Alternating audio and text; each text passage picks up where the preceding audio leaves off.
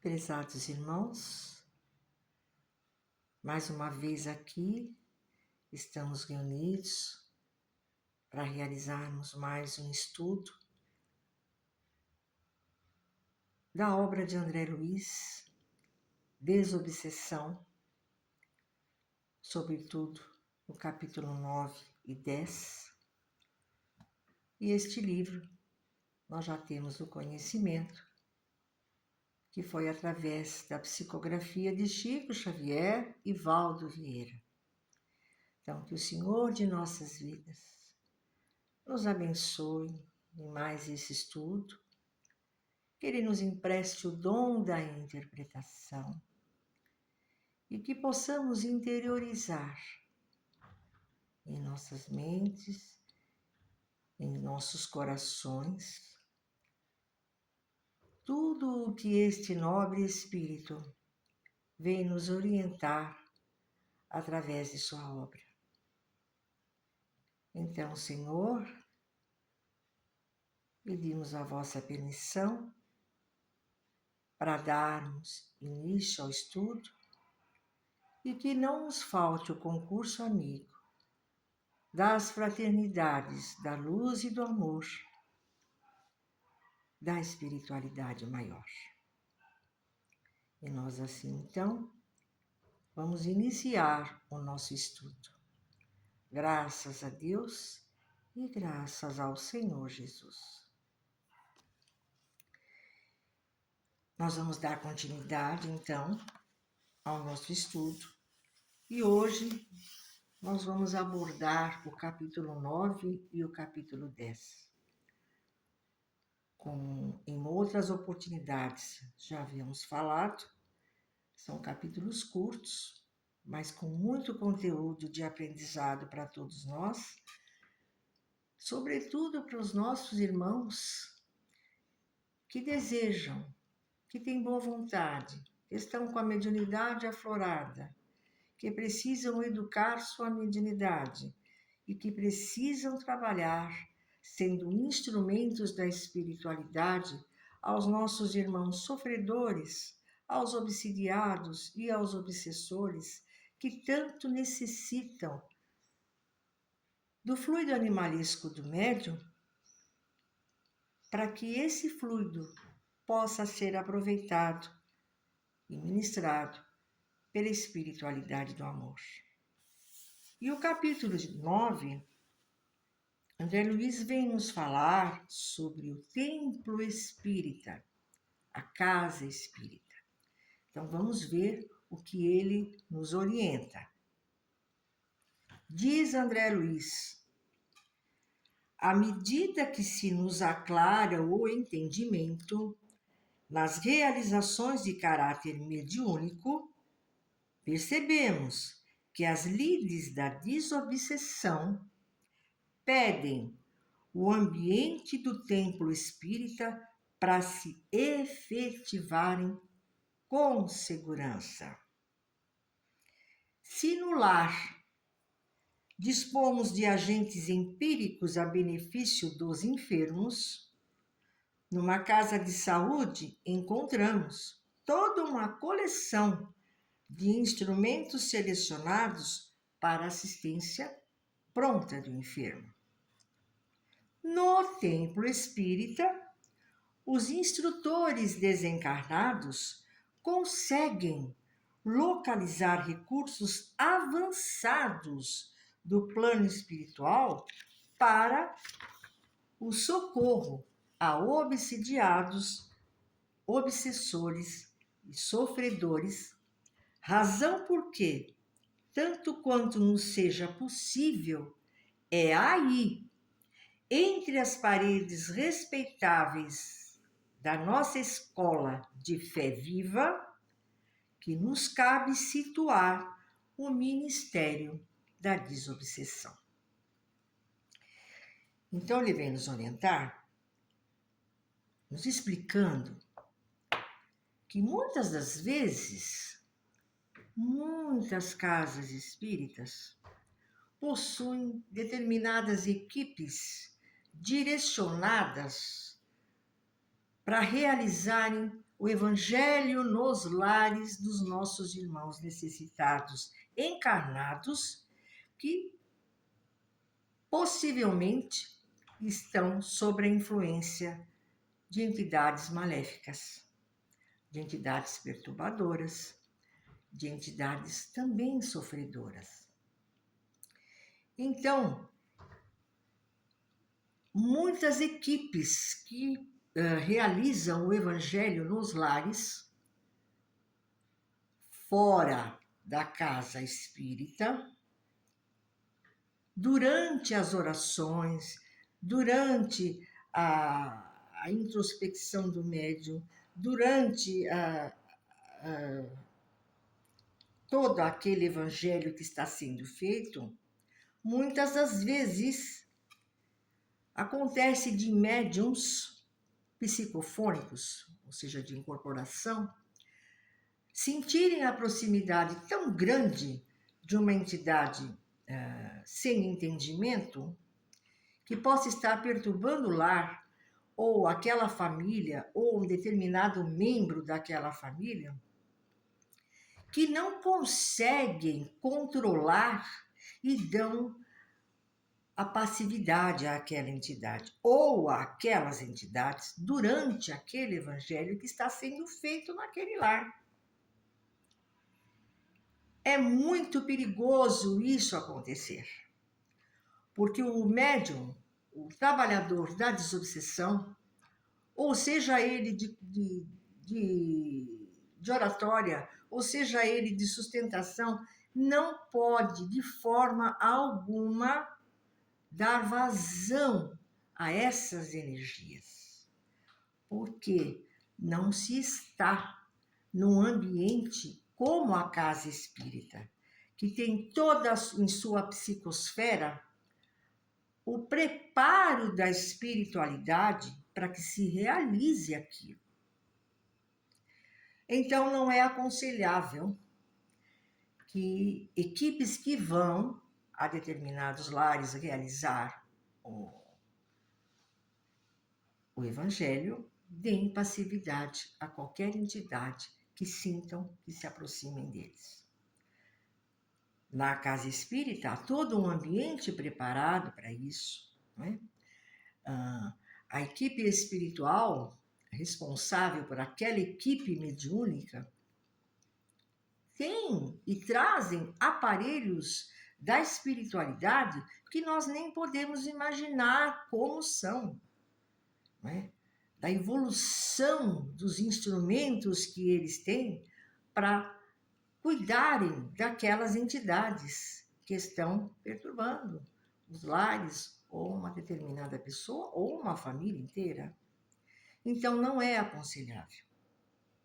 E diz ainda André Luiz que os médiuns que sentem já têm como encaminhar via pensamento essa entidade, ou essas entidades, que às vezes não é feito o evangelho no lar da casa daquele necessitado uma vez só, às vezes precisa ser feito mais evangelhos, e ele diz assim, que é razoável ainda observar que os servidores de semelhante realização não podem assumir sem prejuízo compromissos para outras atividades medianímicas antes ou depois do trabalho em que se comprometem a benefício de sofredores desencarnados. Aqui ele já está se dirigindo àquelas pessoas que passam pelo tratamento com os médiuns na casa espírita, não é? E que não tem o entendimento que aquele que participa de uma reunião desse porte, ele tem que, naquele dia determinado, participar somente daquele trabalho. Não pode ter mais atividades medianímicas, como acontece em muitas casas, que a espiritualidade até compreende, que a espiritualidade é muito amorosa, né? E entende Porque às vezes o número de trabalhadores é muito pequeno, né? De médiuns que são realmente comprometidos com os trabalhos da casa espírita. Então, às vezes, tem tão poucos trabalhadores que necessário se faz que o presidente da casa faça com que esses medianeiros apliquem passes, ou mesmo aquele que faz através da oratória uma preleção, ou mesmo um médium de esclarecimento, não é? Participe desses outros trabalhos que provavelmente antecederão a desobsessão. Por quê? Porque causa muitos prejuízos para o médium. Porque mesmo os médiuns mais experientes ainda não sabem, assim como nós outros, a trabalharem com determinadas energias. É claro que a espiritualidade repõe toda a energia que nós doamos, mas no mesmo dia de trabalho da desobsessão não é aconselhável. Que aquele médium passista depois vá trabalhar na desobsessão, principalmente seria um médium de incorporação. Mas cada caso é um caso. Cada casa espírita tem o seu mecanismo de trabalho e os trabalhadores precisam ter isso em mente, que podem arcar com prejuízos para si mesmos, fisicamente e também espiritualmente. Então, essas orientações que André Luiz nos dá, nos convida a interiorizarmos, é uma cartilha maravilhosa para nós trabalharmos um trabalho desse porte. Mas tem casas espíritas, não é? Que tem tão poucos trabalhadores comprometidos, né? Em cada equipe de trabalho, que precisam do suporte uns dos outros para que se realize o trabalho da desobsessão. Percebe? Mas não é aconselhável. Mas cada casa tem a sua forma de trabalhar, né? E a espiritualidade conta com aqueles que estão ali no momento, que têm a boa vontade em trabalhar. Mas o desperdiçar muita energia não sobra depois para um trabalho do porte da desobsessão, né? Isso não é só para o médium passista, é para o dirigente dos trabalhos, para o presidente da casa espírita. A gente percebe que tem casas espíritas que tem muito poucos trabalhadores, não é? Muitas. Não é mais nos dias de hoje, onde a descrença está tão em evidência nas pessoas, né? E a espiritualidade compreende e usa os instrumentos que ele tem ali. Mas se a casa tem vários departamentos, várias equipes de trabalho, cada um no seu setor. Acho que deu para a gente entender mais ou menos, né? Então, nós vamos ficando muito agradecidos por essa orientação de André Luiz. No capítulo 10, ele já vem nos falar sobre o recinto das reuniões.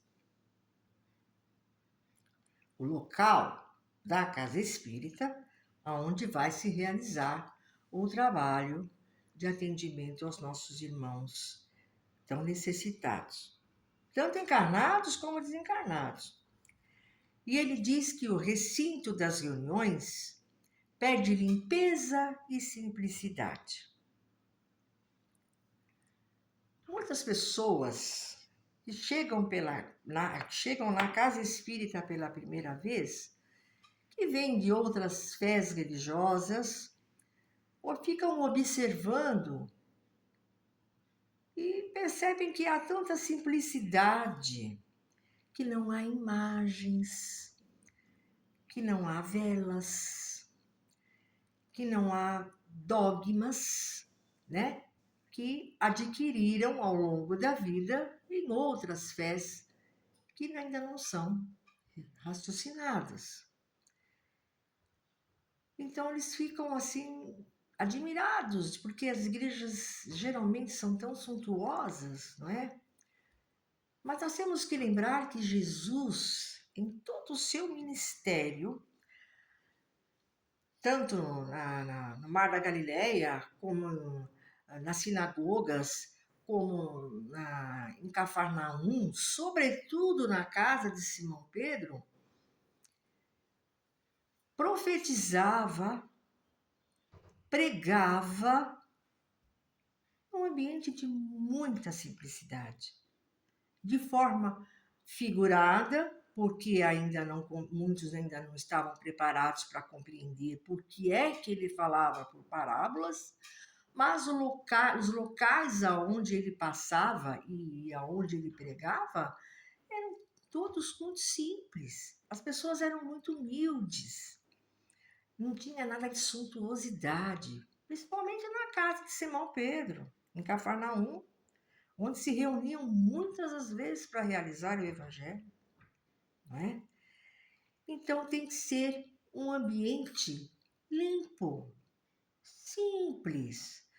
Pode-se ter, sim, como todas as casas espíritas têm, fotos, né, psicografadas, pictografadas por médiums, né, de Jesus, né, de Nossa Senhora, de espíritos de escola, né, como André Luiz, como Bezerra de Menezes, Batuíra, Eurípides Barçanufo, Meimei, Sheila, tantos outros baluartes da espiritualidade têm fotos, mas não imagens, estátuas, percebem? Porque não tem um entendimento do que é que acontece na doutrina espírita e o que ela exprime.